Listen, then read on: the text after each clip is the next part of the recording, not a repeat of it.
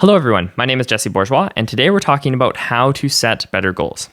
Now, this is going to be the first video in a series of videos all looking at goal setting. So today is going to be kind of an overview, where the future videos are going to look at each of the segments of goal setting and look at them in further detail. So today will just sort of be a broad overview of how I see the process of goal setting. Now, a lot of this stuff is not my own original ideas. It's work that's been done by researchers, by other groups that have taken, concepts and things from research, but also their own ideas and created articles. YouTubers, lots of different people that I've taken notes on over the years. And this is sort of the compilation or how I see it, maybe expressed in a slightly different way. So if you've read a bunch of stuff on goal setting or watched a lot of YouTube videos or different things like that, a lot of this might be familiar to you, but it might be presented in a way that is a little bit different. This has helped my brain think about goals in a more clear way. So I'm hoping this does the same for you. So as you can see on the screen here, I'm going to have slides as we go through. This is going to be sort of lecture style. If you're looking for quick cuts, very attention-grabbing sort of animations, sorry, that's not what this is going to be. This is more going to be presentation lecture style. So the way that I see it, when we take actions, it happens in sort of 4 different steps. We have inputs around us. That's sort of our context to things that are happening to us, our situation, our conditions that we're facing. We experience those inputs, and then we have the cognitive process of making a decision based on those inputs. We make a decision, and that cognitive process manifests in a physical way via action or an output. So once we make a decision, that's a cognitive process. Then we do the thing, which is a physical process, physical manifestation of that decision, which is an action or an output.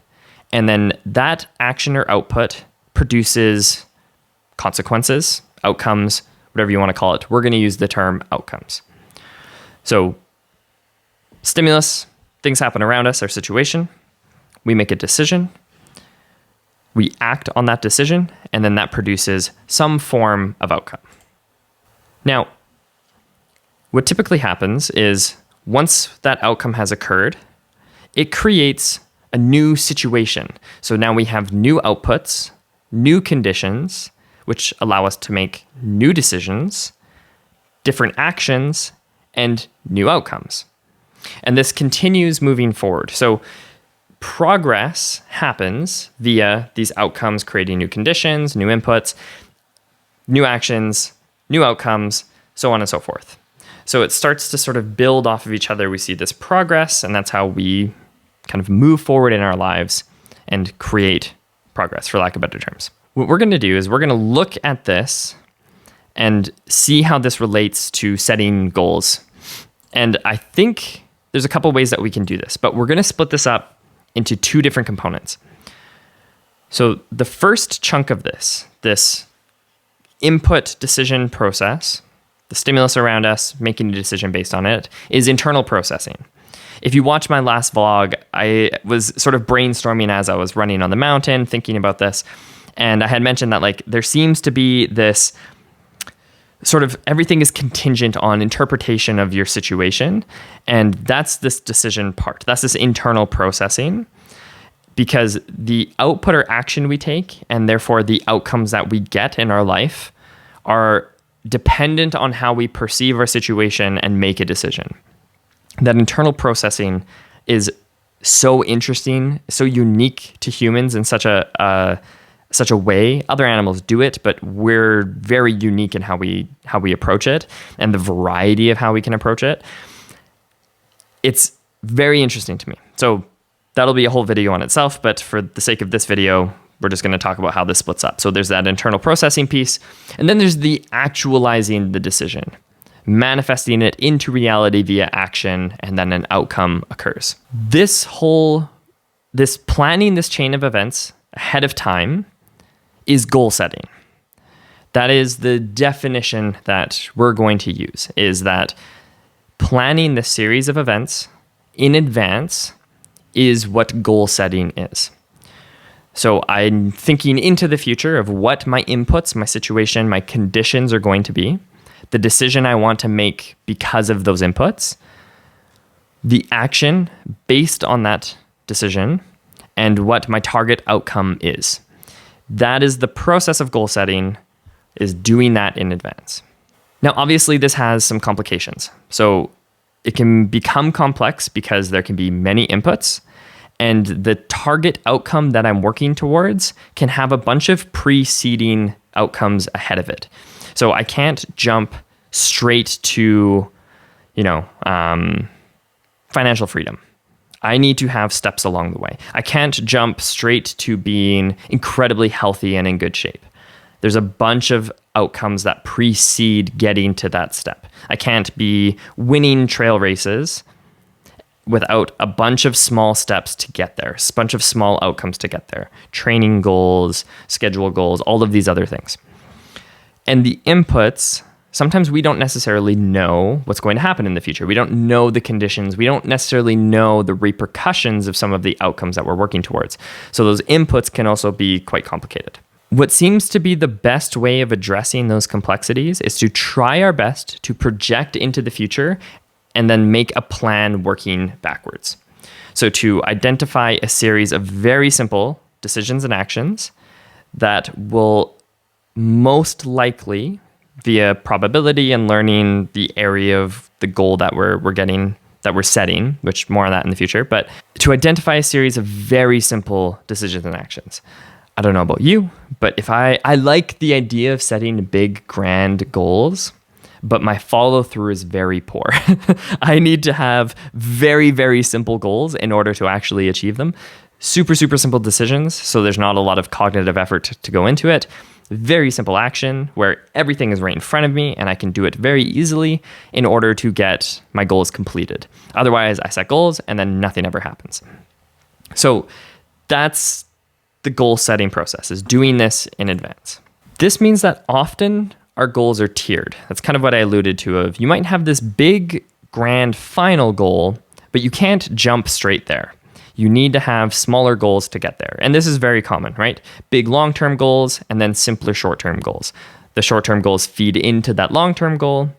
And over time, if you complete your short-term goals, those outcomes will stack together to eventually get you to your longer-term goal. Fantastic. That's a very common approach, right? Think about your long-term goals, work backwards, and set your short-term goals. And we're going to do essentially that, just in a little bit of a way that you might not have seen before. So this is essentially a two-phase approach.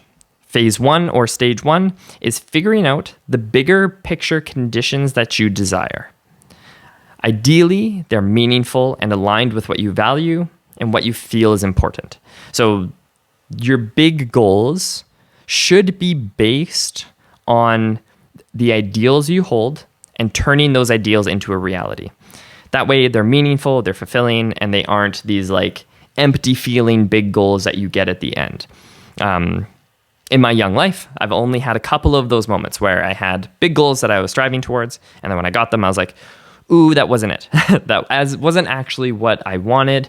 If I would have spent more time really thinking this through about how this connects to the big ideals and things that I think are important, I would have done this a little bit differently. So we need to figure that out first. That's phase one.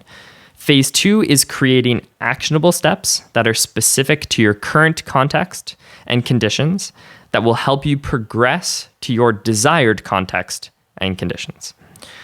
So once we know the bigger picture of what we're trying to achieve, then it's figuring out, being very self-aware as we possibly can be of our own limitations and our own current context and conditions, and figuring out what different context and conditions do we want.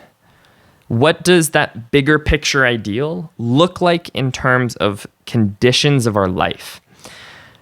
And we'll talk a lot more about that in future as well. So let's look at the overall picture first. Now, I'm a visual person, so hence the slides and the diagrams and things. So basically, this yellow square at the bottom left-hand side, those are your inputs, right? So that's your current situation, your current conditions. Your North Star, big striving ideal that you're working towards is your paramount outcome. The ultimate outcome, the most important thing or outcome that you would like to achieve in your life. Sounds big, grandiose, hooey gooey, all of that's wonderful, fun stuff. So let's make it as practical and real as we can.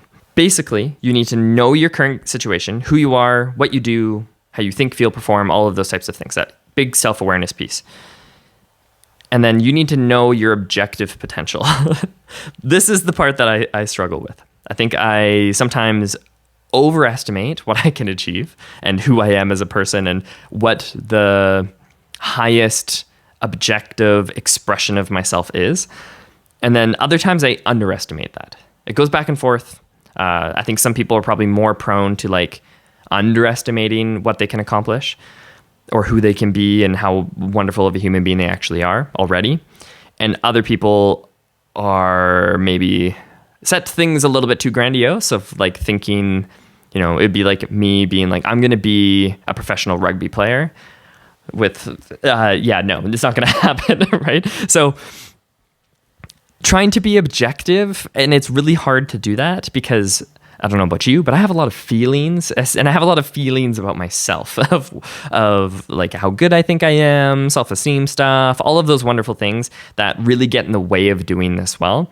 And that's where like talking to people that you trust and looking back at your successes and failures, not in a judgmental way, but just as an objective of a way as you possibly can be incredibly helpful for this process. So that's what we're going to try to do, is like be as self-aware as we possibly can via like objective measurements and try to figure out the paramount outcome, objective potential that also makes sense relative to who we are and things that we can probably accomplish. It's a big thing, but we're going to see if we can figure it out. Okay. Every step along this path is progress. And I think being aware of that is really important because sometimes, and I know I've done this, it's like if we aren't at ghosts, it's too many ghosts. If we aren't like at that objective potential, we can think like we lose gratitude and are in striving mode all the time rather than being grateful and celebrating the progress along the way. And future videos we'll talk about that a bit more of like, because I struggle with that a lot, of just like being grateful in the current conditions and context while maintaining motivation and discipline to continue up the progress ladder. It's kind of a weird thing, and Western culture, I feel like, poisons that process in a lot of ways, but I don't think it needs to. So we're going to explore that too and hopefully figure out some things along that as well. Okay, so here we are. Current conditions, current context, and we know our North Star of where we want to go. The next videos are all going to be around trying to figure out that North Star. Becomes a tiered system, right? We know there's outcomes we need to hit that will set us up to pursue further outcomes that will then allow us to start to embody that paramount outcome. So it becomes this kind of ladder game. Smaller outcomes that feed into bigger outcomes, that feed into bigger outcomes, and so on and so forth. Now, one way of terming this is up at the top, that paramount outcome are our superordinate goals. They are the highest rung of the ladder. We have our intermediate goals in between and our subordinate goals at the bottom. And the reason I like this terminology is it highlights the fact that the intermediate and subordinate goals are in fact subordinate to the superordinate goal.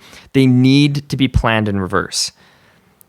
The subordinate goals are dependent on what our intermediate and superordinate goals are. So this process has to happen in reverse, which we're going to work through in reverse in upcoming videos. Now, from what I've read, the research that I've read, and the things I've listened to of people talking about this, there seems to be some best practices with setting these. So here's what some of those best practices tend to be. I don't know this stuff well enough to know if it's like there's a debate around if this is correct or not, but this seems to be recurring. And it makes sense to me. At the bottom, these subordinate goals need to be objective with minimal measurement. These lowest rung goals need to be like silly easy, like really easy decisions to make, really easy actions to take, and really easy to measure success, to know that like these outcomes were achieved and there's very little I need to do in order to realize that like, yes, they were achieved. The intermediate goals need to be mostly objective, but can have various ways to determine progress. A little bit more subjective, a little bit more feeling, experience oriented, but ideally they're mostly objective, but can kind of have a handful of different ways to determine that you are in fact progressing towards them. And lastly, the superordinate goals are most of the time subjective. These are things where you can't like check the box that you achieved it. They are things you're trying to embody as a human being, which sounds really weird. And I promise it'll make more sense as we work through these videos. But it's not, this isn't like there's no way of knowing.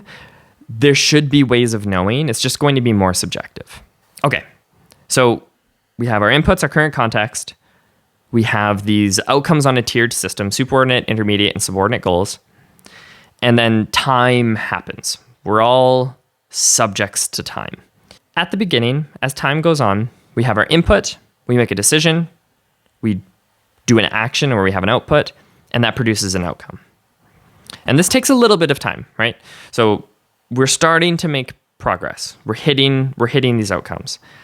And if we've planned our goals well, what happens is when we achieve that outcome, we get a little bit of fulfillment of our intermediate and superordinate goals. That paramount outcome and those intermediate level outcomes start to get filled. We've contributed towards them.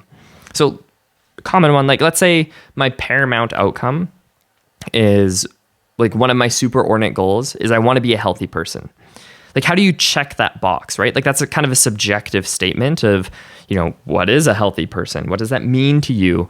What are the cultural connotations of that in our society versus other societies? Like, what does that actually look like to be a healthy person, right? So somewhat subjective. And then maybe we have intermediate goals in there as well that contribute to that. So it's like, well, I know that a healthy person typically eats a pretty nutritious diet. So I want to pursue a nutritious dietary pattern, and I want to exercise because most, healthy people exercise, and exercise contributes to health. So maybe those are some of my intermediate goals. They're measurable, but they're still very vague and not terribly objective. So then maybe your outcome is like, I am going to eat 5 servings of fruits and vegetables every day this week. Very tangible, very easy to measure. I would break that down even further because that might be easy for some to make that decision and take action on it, but not for everybody, right? So you've done that thing and you've succeeded now. So, week goes by, 2 weeks go by, 3 weeks go by, and like 3 weeks in a row, you've eaten 5 servings of fruits and vegetables every day. That outcome star, that lowest rung subordinate goal has been achieved and you're crushing it. Are you now following a healthy dietary pattern? Well, maybe partially, yeah, like you're contributing to it, but there might be other parts of that to work on. So that intermediate goal is partially completed, but not entirely completed, right? And are you healthy? Well, you're healthier and you're taking steps towards being a healthy person. So you've started to embody health as a person and who you are. So that paramount outcome, that superordinate goal, also partially starts to fill. Right? So you can kind of see where this is going, where as time goes on, then it's like, I'm eating 5 servings of fruits and vegetables every day, and I've been doing this for a while. I'm now kind of in a new context. You're probably feeling better. Internally, your physiology is improving, and you might be in a new situation now in a handful of different ways. It could be the case of like, yeah, but now my food budget has actually gone down. So my next steps need to be very conscious of how much money they require. So maybe my new input is like, I'm a little healthier and I'm contributing to these goals, but now I need to be a little bit more financially cautious with whatever my next outcome is that I set. But internally you're doing better. You're in a new input. You have some momentum. You're feeling good. You're making progress. So now it's like, I might be able to set a little bit more of an ambitious goal or something that is a little bit more complicated. So you have a new input over time. Time has passed. You're in a new situation. You set a new goal. You achieve that goal. Maybe now it's like, I want to have a healthy, higher protein, because maybe, let's say, most people this isn't the case, but let's say like consuming healthy protein sources was a problem for you. Like every time you had a protein source, it was like a bunch of red meat, high in saturated fat, steak fried in butter. I don't know. Hamburgers, like you're just hitting drive-throughs. That's your post-workout protein source. So like, I'm going to exercise and I'm going to have a nutritious protein option after I exercise. And you achieve that outcome. You've been following that for a while. Now it's contributing to multiple intermediate goals, right? Because you're exercising, so that's going to help you with your fitness goal. And you're eating a nice, healthy in terms of what we know contributes to a healthy dietary pattern in total. Healthy protein source post-workout. Great. Now it's contributing to multiple intermediate goals, which is going to contribute to that paramount superordinate goal that you're working towards. This is sort of the process, right? Life happens on that lowest rung. And I think this is actually really important to keep in mind, because if you're trying to become healthy, like that's a box you probably never check in its totality. And like, you can't, how do you live health? Like, I don't know what that looks like in reality. Same with like, I follow a healthy dietary pattern, or I'm a fit human, or whatever that might be. It's like, well, okay, but what if you break your leg? Are you now, your whole being has shifted to like a reduced version of itself? I would sure hope not. I hope that wouldn't be your experience, where it's like, I'm a fit human being, but my context is different now. I still embody those things. I'm still like working towards those intermediate and paramount goals. And maybe, like how I'm measuring progress on them just shifts because of my current situation, right? So from my perspective, life happens in that input cognitive process of making a decision, bringing that decision to actuality through action or an output, and then experiencing like an objective, tangible outcome. This is where life occurs. And I think sometimes, I know I've made this mistake, where it's like the higher outcomes, I feel like I need to experience them in order for my life to improve. But life doesn't happen there. Life happens with just those series of inputs as time passes by.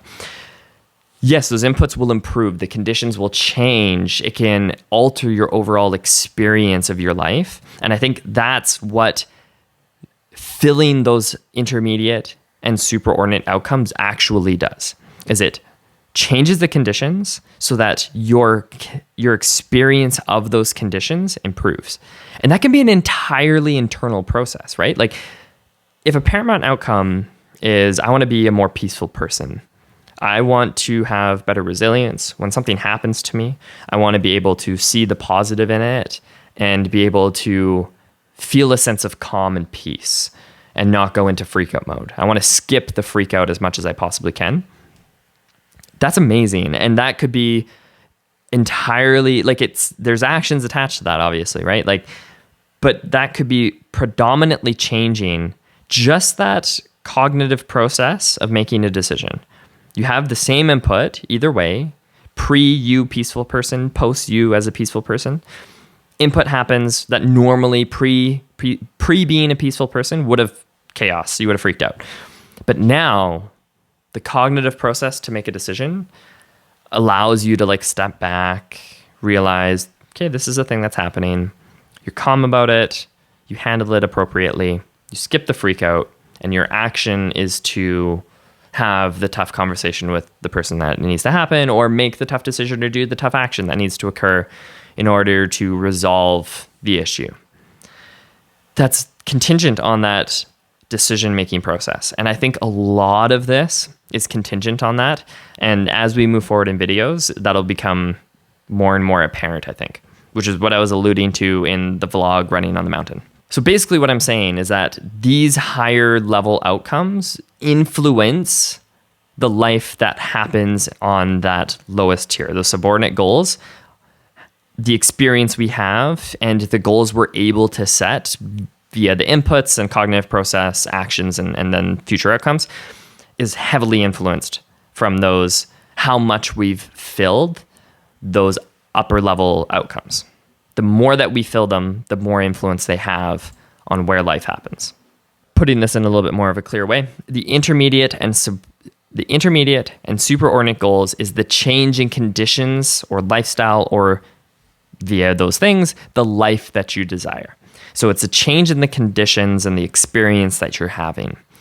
This is phase 1 of goal setting, figuring out the superordinate and intermediate goals. Like, you need to figure out that change in conditions and how you want to feel about it. The experience you want to have is the first phase. And a mistake that I made a lot over this whole last decade of my life is thinking that there was like a mission or purpose that I needed to put my identity and experience as a human being into in order to feel fulfilled and happy. I don't think this to be the case anymore. I don't think that these paramount outcomes, the paramount outcome, the superordinate goals, and the intermediate goals, I don't think you have to have certainty about your mission or purpose in order to identify these high-level target outcomes. I think that these outcomes can just be things that have a high probability of providing you with meaningful progress towards desired conditions and experiences that you want. If we're thoughtful about that, of like, this subordinate outcome has a high probability of producing this intermediate outcome. This smart decision down here, this smart money move down here, is likely via research and life and data and statistics to have a high probability of producing this intermediate experience of not being as stressed about money or whatever it might be. I'm going to pursue that path then. So it sounds kind of boring in a way, but I think it just is, at least in this stage of my life, it makes sense because it seems like the more kind of like mature way of doing it, where I feel like for the whole last decade, I wanted the exciting way of doing it, not the mature way of doing it. And I think the mature way, unfortunately, is the most realistic way to actually embodying and experiencing those intermediate and superordinate outcomes. Which is a bummer because that's no fun. Like, it would it would be so much more enjoyable if it was like, no, sell your house, invest it all into Bitcoin, and be the 1% that makes a whole bunch of money off of that, and your conditions will change overnight. Very unlikely, very poor decision making, but I mean, maybe, but it's a game of probability. And I know my limitations, that I am not nearly smart enough to do that. I need to play the probability game in order to slowly but consistently have progress towards these target outcomes that I have. So maybe you're not like me. Maybe you can turn this off now and do those things, take those big risks, and have big rewards. But that I have had bad experience with that personally, and maybe some of you out there are in the same boat as me. So moving forward, what I'm trying to say is there are many ways to achieve these outcomes, and a well-done needs analysis will allow us to discover the way that fits our context the best. Needs analysis is a thing in sports science that, personal trainers might have a general knowledge of this. So if you've worked with a personal trainer or you are a personal trainer, you'll know what I'm talking about. People who have a degree or higher, or are like a strength and conditioning coach or those types of things, will know this very well.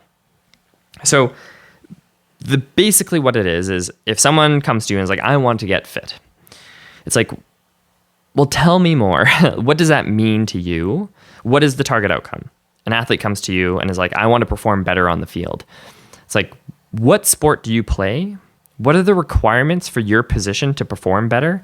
And what is preventing you from fulfilling those requirements? What is your context? What's the outcomes you're going towards via your sport? And then let's create a plan that will allow you to work towards that. It's kind of what we're talking about here, right?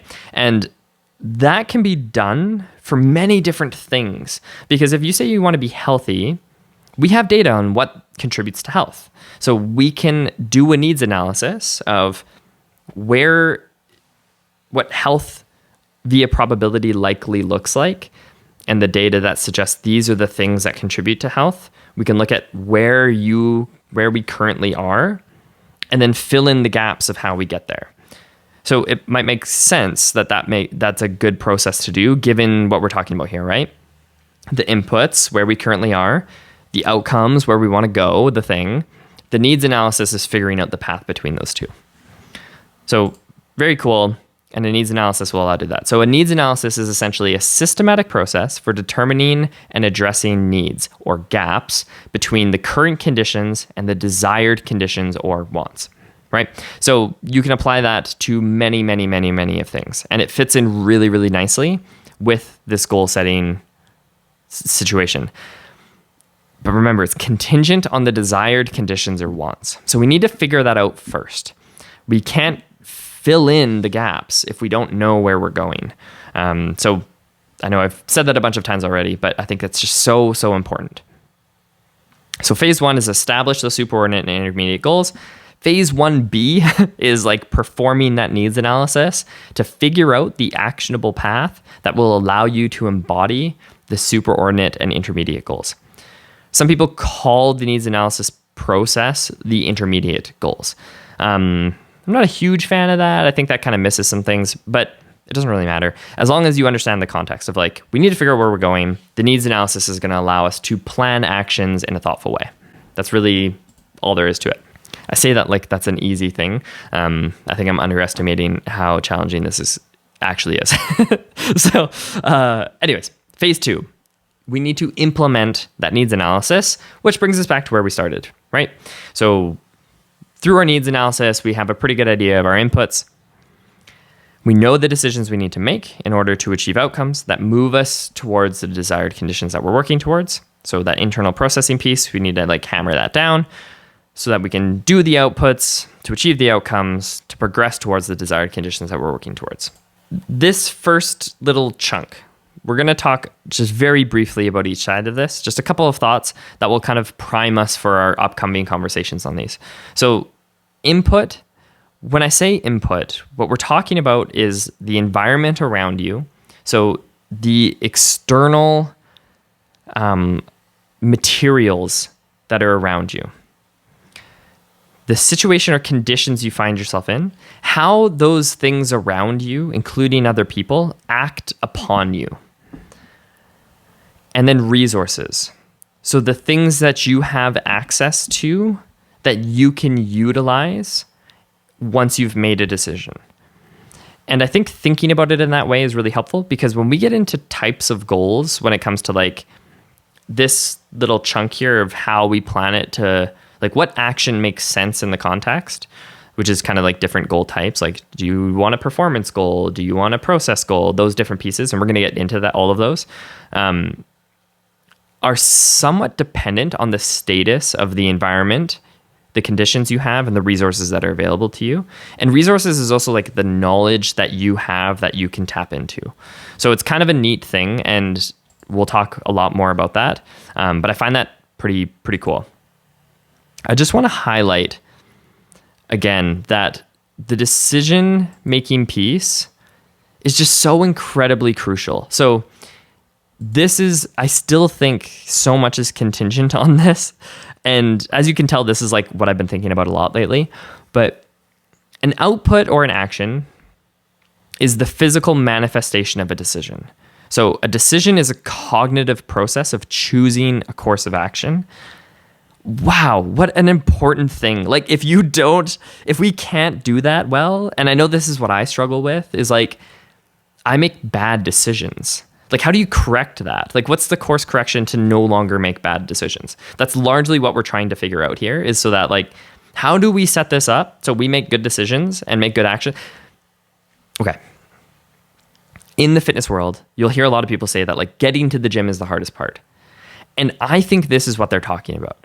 Making the decision to actually do the action is actually harder than the action itself. And I know that to be true for myself, because once I've made the decision to do something, typically it kind of just flows along. Like you just sort of do the thing. If you've set a reasonable action in mind, like filming this video, there's lights behind the camera here. I had to get adapters in order to use this mic with the camera that I'm using. I had to create the slides. Like there was a whole bunch of little actions that went into this. And it's like all of those little actions weren't actually that hard. Making the decision to actually pursue this and do it, and like all of the insecurities that come with sitting and talking to a camera and putting this out to the world. And especially when it's like, these are to me, some of the things I value most, which are like my ideas and thoughts, and making that decision to like, nope, I'm going to do it was by far the hardest part, by far. But it happened because there is a course of action that I feel like I've chosen. And we're going to talk more about that, of like, why am I doing the YouTube thing serves as a pretty good example. But there's other goals that we're going to set, and the vlogs will take us through living those things out. But once there's been sort of like you've chosen the course of action that makes sense into how it, like via the needs analysis, it makes sense and it contributes to those intermediate and superordinate goals. That's required via that decision-making process. So we're going to talk a lot more about that in the future, because how do you choose, right? And that all circles back to this reverse planning, because how you choose is based on the needs analysis, which is based on the superordinate goals. So the internal processing piece, how do you make choices that will progress you towards your paramount outcome? And how do you do that in a thoughtful way? We're going to break that down in great detail in the future videos. And how do you help the process of making that choice in real time as easy as freaking possible? A book that I really like that's contributed to my thoughts on this a lot is the one that fell off the shelf, Nudge. Great book. And it's really interesting. Behavioral economics and, the study of behavior change and all these different things. I find so fascinating, because it's like, how do you set up the environment, conditions, and resources you have so that making the decision isn't taxing? It's one of the most like fatiguing things to me is when you have to like use cognitive effort all day long to make decisions. It's exhausting. Whereas like, that's why it seems like every productivity YouTuber out there is like, you should probably focus on systems. And I think that's what they're getting at, is like, you want to streamline that decision-making process to reduce the cognitive load so that taking the actions is easier. It's a bit of like perspective and intentions, and then putting that into a systematic process.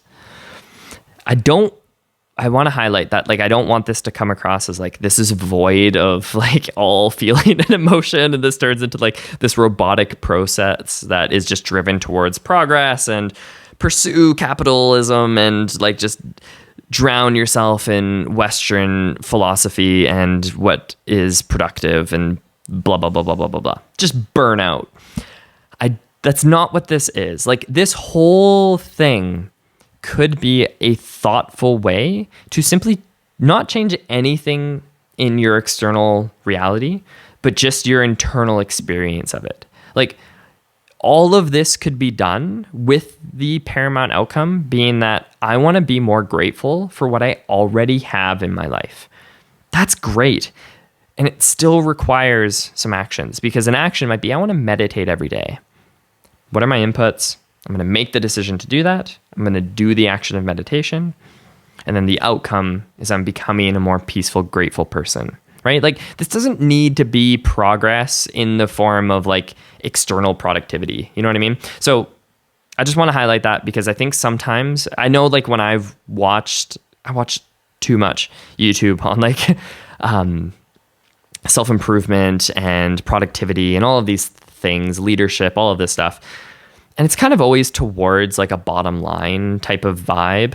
And it's like, or it feels icky sometimes, where it's like, I have a really beautiful life and I'm so fortunate and privileged in so many ways, And I want to be grateful for that and recognize it and have it flow through me in my actions throughout my day. And I know that kind of sounds like hooey gooey in a way, but it's like that's a real thing. And sometimes these superordinate outcomes can focus on that. So I just want to highlight that. Sidetrack, back onto the page. Okay, so actualizing decisions. So physically manifesting that decision. Output or action, which achieves an outcome of some sort. Couple of things. You know what choice you want to make in a given context and a given series of inputs. So there needs to be some self-awareness of those pieces. Again, that internal processing thing. So you know the choice that you want to make. And then it's time to plan the action that you want to take to best fulfill the decision and to get the desired outcome. It's this like mediator. It's the bridge from ideal to reality, which again, is just so cool to me. It's like you're creating an experience of life. This goal setting excites me. It's cool. I really find it interesting, hence why I'm doing this. So anyways, but it's just, that's so neat to me. But there's some thoughtfulness in what type of action you want to take. And we'll talk a lot about that in the upcoming ones. So this relationship between the output and the outcome often is what the goal setting process singularly focuses on. Like SMART goals, in my view, are basically just doing this. Very like simplistic, make sure it's an objective goal via the SMART goal methodology. You get an outcome, cool beans. Like you're on your way. But it doesn't contribute to any, like the reason SMART goals to me are just somewhat pointless is one, there's just better ways of setting goals, much better ways of setting goals. And they miss the entire requirement of this superordinate process in order to set objective goals that are like make sense. Like things that are very measurable are super important, timely, realistic, all of that kind of stuff. I get it. And it's good things to include, but using that solely as the framework misses so much, but is often what happens. And the thing to keep in mind that will be important moving forward is that the output is dependent on the immediate target outcome, not the final outcome. I'm an impatient person, pretty impulsive in general, and I want to jump steps often. It's like, I don't want to do those smaller outcomes. I just want to go straight to the big outcome. But that's not how it works. And the decisions that you would make to try to jump are often different than the ones that logically achieve the small outcomes that lead to the bigger outcome. So this is me reminding me to avoid the impulse to try to jump. It needs to be, those outputs need to be dependent on the immediate target outcome, not the final or future target outcomes that will happen once inputs change. Okay. That is the overview. If you're still here, I hope this was valuable to you and it helped you think about goals in a bit of a different way. You know, this whole kind of smaller, condensed process of the inputs, the cognitive process of decision making, the physical manifestation of that decision via an output or an action, and the outcome that achieves, how that works into intermediate and superordinate or your paramount outcome and your superordinate goals. Everything kind of goes up this rung of target outcomes. And over time, you embody more and more of those target outcomes. Whether or not you ever get to like check the box may not happen, but they will influence and enhance your experience of inputs, decision-making, actions, and outcomes, which is where, from my opinion, life actually occurs. So next time, we're going to talk about that phase one, figuring out the superordinate and intermediate target outcomes. How do we do that? We're going to talk about performing a goal-setting needs analysis. So we'll pick a couple that are either examples or things that you guys send to me. I'd be super happy if you send me, like if you kind of think about the superordinate intermediate goal target outcomes after that video comes out or even now, If you want to follow kind of like a process, that's what we'll map out in this next video. But if you want to follow that and then send me yours, we can include them in the needs analysis. Then we're going to talk about, it's going to deviate a little bit, but it'll be super relevant. A concept called the sweet spot. And this might be the only like original idea that I present. So it'll be interesting and potentially a disaster, but I think it'll be fun to talk about and might be useful. So anyways, it'll be a bit of time auditing and the dilemma of choice. That kind of hints what the sweet spot might be. Then we'll get into that phase 2. So subordinate goals and internal processing. And then the next stage of that, subordinate goals and the actualizing decisions, the physical manifestation of what that internal processing produced. And then monitoring progress and making changes. So this is the tentative sort of next 6 videos in this series. If it feels like it's missing something, or what we've talked about today has sparked questions for you, please send them to me, because we'll adapt these videos based on feedback and like questions and things that come up. We'll likely still go through all of these steps that I'm showing here, but how we go about them just might be a little bit different. So that is the plan. I want to thank all of you so much for watching. If you've made it this far, sincerely, thank you. I have always wanted, not in a formal sense of like working for a school, but wanted to be a teacher. The process of learning and sharing that information via teaching, to me, is like one of the most important things in the entire world. Getting to contribute to it in a really small way by doing this type of thing is super, super meaningful to me. And that meaning is somewhat contingent on it being valuable to others. So if you watch this and it was valuable to you, that fills my cup so much. Like, you probably will never know how much that actually fills my cup. So I'm very, very grateful to everyone who just watched this. Sincerely, thank you. And I hope it was good enough and valuable enough that you will want to come back for these next episodes. I think they're going to continue to improve over time. Less ums like I just did. And hopefully it'll just become better and better and better. And I would love your feedback, any questions that you have. All right, that's enough. See you guys next time. Thanks for watching. Bye.